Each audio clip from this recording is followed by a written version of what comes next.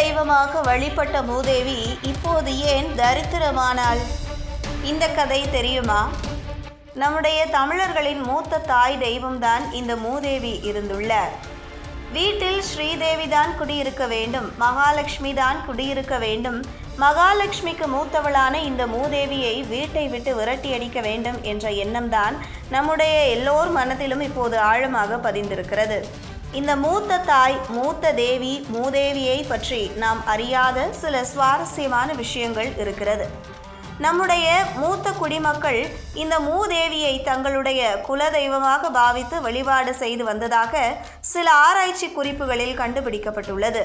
தவ்வை, ஜேஷ்டாதேவி, காக்கை கொடியோள், மகாநித்திரை, ஏகவேணி, தூம்ரகாளி இப்படி பல தமிழ் பெயர்களால் அழைக்கப்பட்டவள்தான் இந்த மூதேவி. மூத்த தெய்வம் என்று அழைக்கப்பட்டு வந்த இந்த பெயர் காலப்போக்கில் மருவி மூதேவி என்ற பெயரை அடைந்துவிட்டது. ஸ்ரீதேவிக்கு மூத்த அக்காதான் இந்த மூதேவி. இது பல பேருக்கு தெரிந்திருக்கும். ஆனால் 8ஆம் நூற்றாண்டில் வாழ்ந்து வந்த பல்லவர்கள் இந்த மூத்த தேவியை குலதெய்வமாக நினைத்து வழிபாடு செய்து வந்துள்ளார்கள். பல்லவர்களுக்கு அடுத்து தமிழ்நாட்டை ஆண்ட சேர சோழ அரசர்களும் இந்த மூத்த தேவிக்கு முன்னுரிமை கொடுக்கப்பட்டு வழிபாடு செய்து வந்தது சில கல்வெட்டு குறிப்புகளில் குறிப்பிடப்பட்டுள்ளது. ஸ்ரீதேவி மக்களுக்கு தேவையான செல்வத்தை கொடுப்பதற்கு படைக்கப்பட்டதாகவும், மூதேவி வீட்டில் இருக்கும் வறுமையை அடித்து விரட்டுவதற்கு படைக்கப்பட்டதாகவும் நம் முன்னோர்களால் பல நூறு ஆண்டுகளுக்கு முன்பு சொல்லப்பட்டுள்ளது. உதாரணத்திற்கு, ஒரு வீட்டில் இருப்பவர்கள் சோம்பேறித்தனமாக உள்ளார்கள். வாழ்க்கையில் முன்னேறுவதற்கு எந்த ஒரு முயற்சியும் எடுக்கவில்லை. இந்த வீட்டில் மூதேவி குடியிருப்பார்கள் என்று நாம் அனைவரது கருத்து.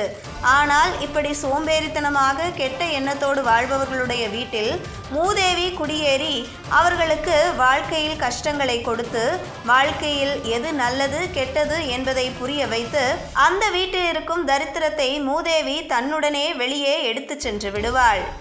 இந்த மூதேவி வெளியே சென்ற பிறகு மூதேவியின் தங்கை ஸ்ரீதேவி அந்த வீட்டிற்குள் நுழைவாள்.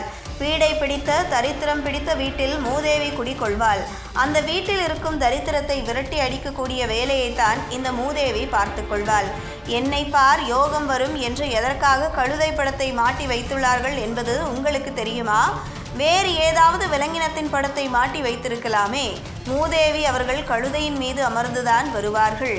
இதனால்தான் இந்த கழுதை படத்தை எல்லோர் வீட்டிலும் மாட்டி வைக்க வேண்டும் என்று சொல்கிறார்கள். பொதி சுமப்பதுதான் கழுதை.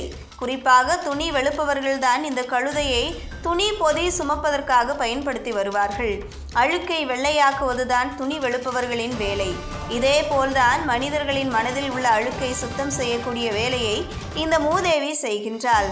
ஆனால் காலப்போக்கில் மூதேவி என்ற பெயரை கேட்டாலே வீட்டில் தரித்திரம் பிடிக்கும், வறுமை வரும் என்ற எண்ணம் நமக்கு வந்ததற்கு காரணம்தான் என்ன? நெற்கதிர்கள் ஸ்ரீதேவி என்றும், நெற்கதிர்கள் விளைவதற்கு கருப்பு நிறத்தில் உரமாக இருக்கக்கூடியதை மூதேவி என்றும் அந்த காலத்தில் நம்முடைய முன்னோர்கள் சொல்லுவார்கள். அதாவது அழுக்கு படிந்த கருப்பான உரத்தை மூதேவிக்கு இணையாக சொன்னதால் மூதேவி அழுக்கு படிந்த சுத்தமில்லாத ஒரு தெய்வம் என்று மக்களுடைய மனதில் பதிய தொடங்கியது.